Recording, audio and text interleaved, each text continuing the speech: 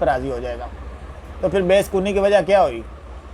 زیادہ کی جو خواہش ہے وہ بے سکونی ہے۔ اور کبھی بھی دیکھیں جو غیر مذہب لوگ ہیں، آپ نے کبھی ان کو اللہ سے رزق مانگتے ہوئے دیکھا ہے؟ نہیں دیکھا، کیونکہ وہ اللہ کو مانتے ہی نہیں ہیں۔ تو جب وہ مانتے ہی نہیں ہیں تو وہ اللہ سے رزق کیوں مانگیں گے؟ اب نبی صلی اللہ علیہ وسلم کو آپ نے کوئی بندہ ثابت کرے آپ نے پوری زندگی میں ایک دفعہ بھی اللہ سے رزق کی خواہش کی ہو؟ نہیں کی۔ آپ نے ہمیشہ اللہ سے مغفرت مانگی ہے، دنیا سے پناہ مانگی ہے۔ ایک واقعے کے اندر آتا ہے جس کا مفہوم ہے، صحابہ کرام بیان فرماتے ہیں کہ ہم نے دیکھا ہے کہ 40 دن گزر جاتے تھے اور نبی صلی اللہ علیہ وسلم کے گھر میں چولہا تک نہیں جلتا تھا، آپ کھجوروں پہ اور دوسری چیزوں پہ گزارا کیا کرتے تھے، فاقہ کی زندگی گزاری ہے۔ ان سے امیر کو ہے دنیا میں، دنیا کے بادشاہ ہیں اور تا قیامت کے بادشاہ، قیامت کے بعد کے بادشاہ ہیں۔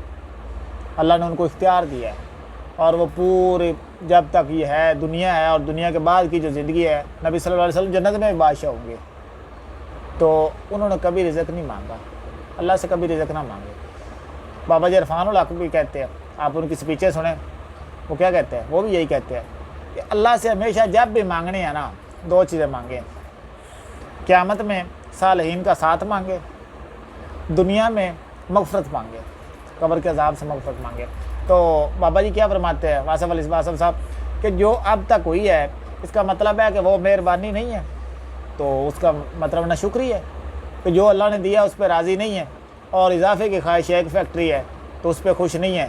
تو آپ ان کو دیکھیں نا، ان کی فیکٹری میں جو ملازم کام کرتے ہیں وہ بھی تو اسی طرح کے انسان ہے نا، اسی دنیا میں پیداوار ہے، آدم علیہ السلام کے بیٹے ہیں۔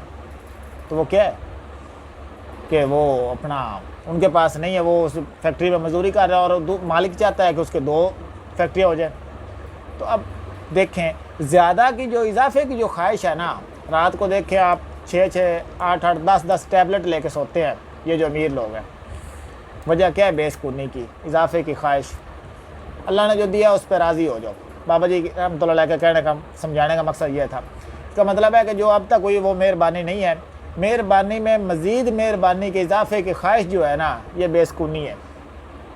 یہ بابا جی ایک کتاب ہے گفتگو، بابا جی واصف علی واصف رحمۃ اللہ علیہ میرے استاد محترم، میرے دادا استاد ہیں، تو انہوں نے کہا ہے ان کی ایک کتاب ہے گفتگو، تو جس کا صفحہ نمبر 11 ہے، اور اس کے کتاب گفتگو 11 صفحہ نمبر 23-24 میں حضرت واصف علی واصف رحمۃ اللہ علیہ یہ فرمایا ہے۔ تو اس لیے کبھی بھی جو خواہش ہے نا، خواہش نہیں رکھنی۔ اللہ نے جو دیا نا، ایک بندہ ہے وہ 36,000 تنخواہ لے رہا ہے، ٹھیک ہے یار، اس کے معاملات 36,000 میں بھی پورے ہو رہے ہیں۔